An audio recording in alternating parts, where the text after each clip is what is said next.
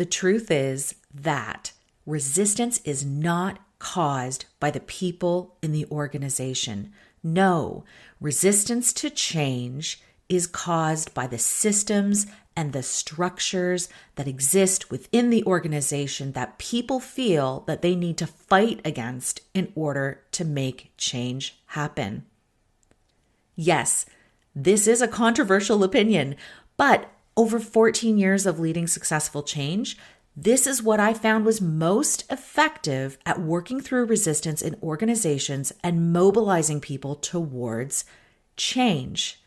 So I'm sharing this with you today, and I hope that you will find it helpful and a different way to look at resistance that actually empowers and mobilizes people and puts them at the center of change. I'm Natalia Loback, and this is the Change Course podcast. I've spent my career leading complex change and transformation in organizations. And over my career, I've discovered what makes complex transformational change stick. Connected change is all about leading successful change within the context of the organization. And here at the Change Course podcast, we're all about making change sustainable. So listen in, drop us a like, a comment, and let us know how we can help you connect and change.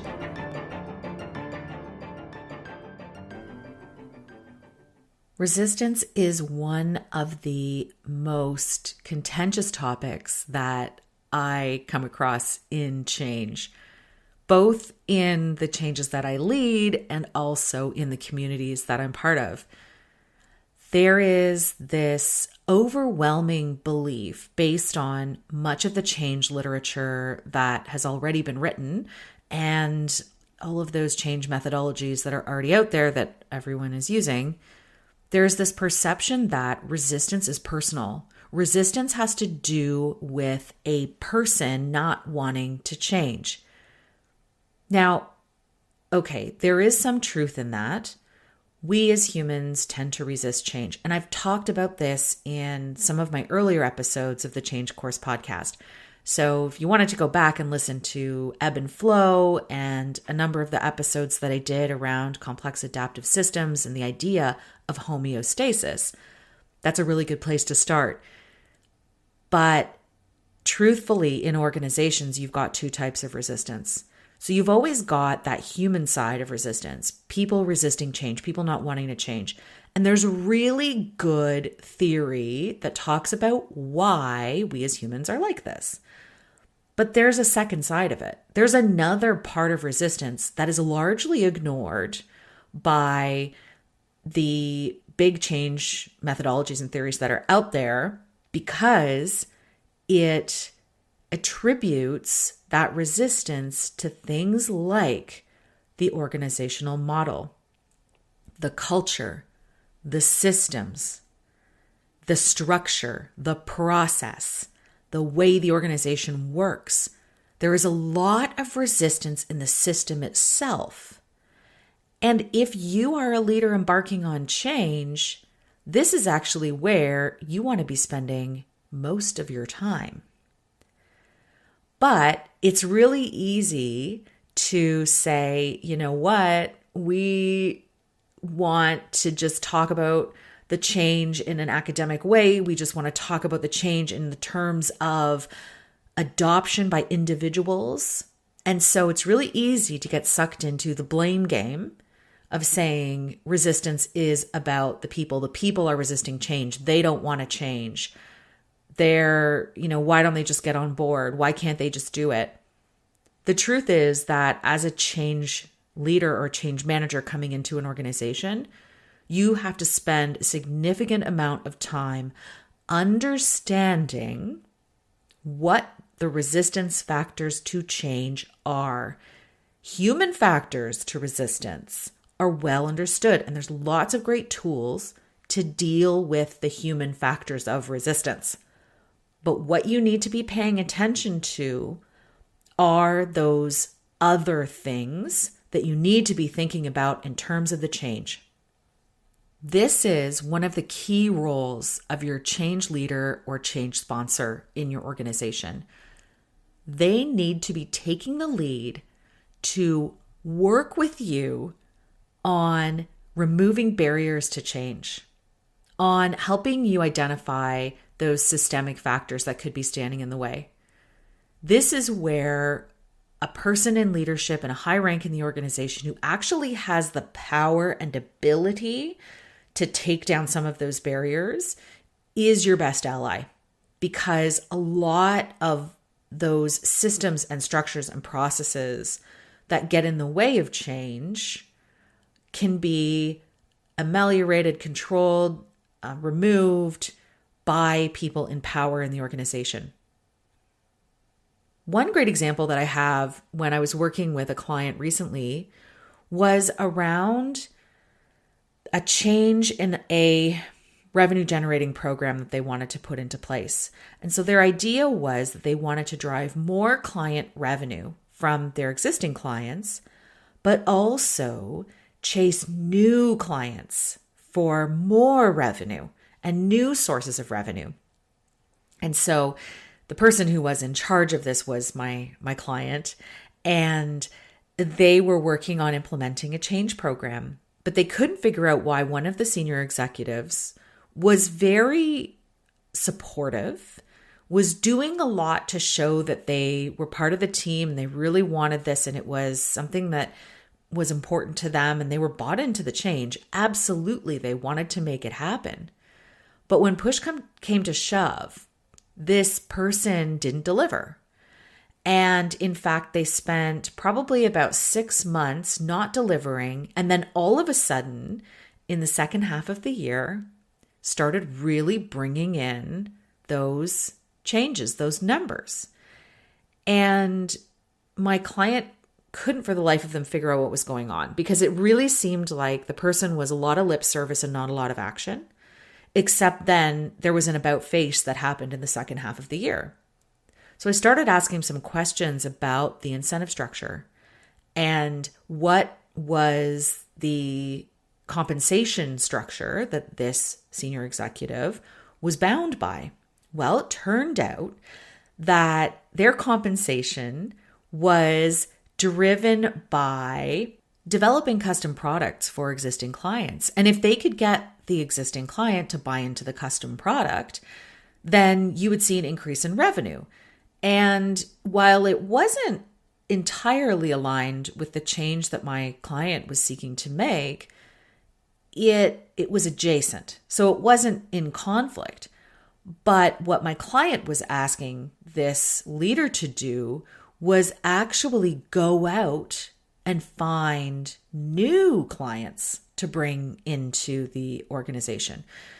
Well, of course, this senior leader wants to bring in new clients, but they are getting compensated based on how many custom products the existing clients buy.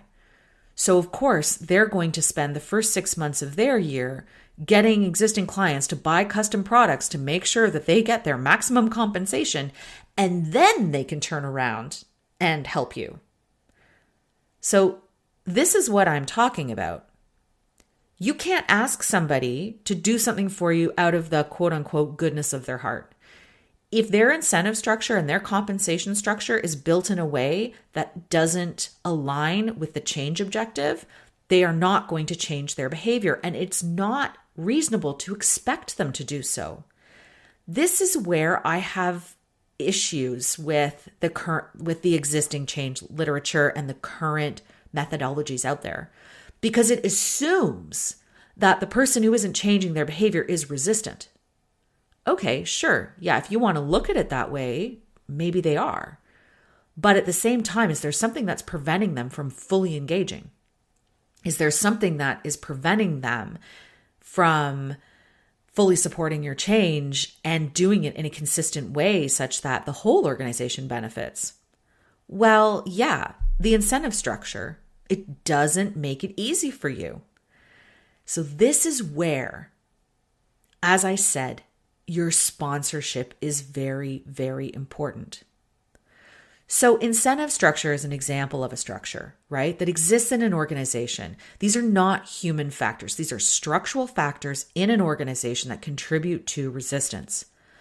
Others that often contribute to resistance are things like policy and procedure.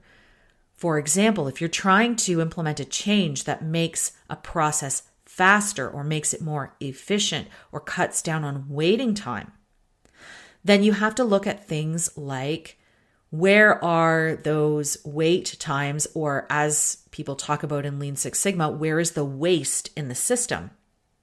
You're looking for those periods of waste. And for example, if you have an onerous sign-off procedure that is required because for whatever reason, this particular process requires a certain level of executive oversight or quality control, all of these things are very important. However, that can contribute to poor adoption of a change or slipping back into old patterns because you haven't addressed the underlying issue within the system. So what could you do in that case? You could look at a different way to facilitate sign-off. You could look at putting an interaction in place to get everybody in the room at the same time. You could start changing the norms around when this type of activity happens and how quickly, or change the priority of the item. There are many ways to address systemic resistance. So when we talk about things like culture being another factor, you always hear this saying that culture eats change management for breakfast. I mean, culture eats strategy for breakfast. Culture is clearly very well fed and eats a lot of breakfast. But I mean, I'm being a little facetious, but the thing is that if you're trying to implement a change that goes against the culture of the organization, and these are the norms and the rules about how people behave and operate within the organization. If you are trying to implement a change, as an example, that is working across silos in an organization, and your organization is very hierarchical, it is very approvals based, you don't have a lot of lateral relationships or lateral processes in the organization, you're absolutely going to meet resistance. Why? Because that's just not how things get done around here. When you hear that and you're dealing with these norms of people not wanting to go outside of the norms, it's not because they are resisting you. It's not because they don't want to change. It's because there is a disincentive from doing so. Maybe they get reprimanded. Maybe they get called out. Maybe there's a negative repercussion for doing something like that. And social control and things inside culture and your social norms can be very, very powerful. And so if you're implementing a change that goes against that, absolutely you will see people wanting to go back to the old way. And you will see that the culture will, over time, erode the change that you are trying to make and make sustainable. So if you're not looking at cultural factors that could be impacting the change that you want to make, this is where you're also going to see a significant amount of resistance. Again, don't play the blame game. It's not about people not wanting to change or people not being capable of change. I mean, no amount of training is going to address a cultural resistance to change in a specific area. No amount of training, no amount of desire, no amount of reinforcement is going to change that. You need to be looking at the underlying factors. And when you're looking at cultural interventions, this is much more intricate. It is much more difficult to change a culture. Better than that you design your change to align with the culture so that it will be sustainable and it reduces overall resistance. If you must implement the change the way that it is, and there is a cultural factor that is getting in your way, you need to look at the other levers that you can use. Can you use structure? Can you use process? Can you use system? And look at those places where you can alleviate that cultural resistance, that cultural burden of the change. So it's always about looking at the organization as a cohesive, complex, adaptive system made up of people, of course, but also of our human-derived systems. You need to look at that organization holistically and then design your change and identify those systemic, cultural, and structural areas of resistance that could then impede your ability to make change and make change sustainable. Don't play the blame game. It's a waste of time. When you're looking at those personal factors of resistance, there is a ton of great writing out there. And there's a ton of research that's happening too in the fields of neuroscience that supports how individuals change. But this is where there's limits in terms of looking at change from an individualistic perspective. The gap between what currently exists in the change literature and what connected change can do for you is that all of the models and all of the ways that we have always looked at change is individualistic. We talk about the organizational change that we're making. We're talking about the benefit of change and what we want to see happen. Very high level, academic. Yes, absolutely. What's in it for you? How do we want to make this change happen? Right? We talk about it at the high level, but we deal with the change at an individual level, and we think it's up to the individual to then change and adopt and reinforce, et cetera, et cetera, et cetera. And we say that change failure has to do with people's inability to adopt the change, or you must have failed along the way with your training or your messaging or your communications and all of that.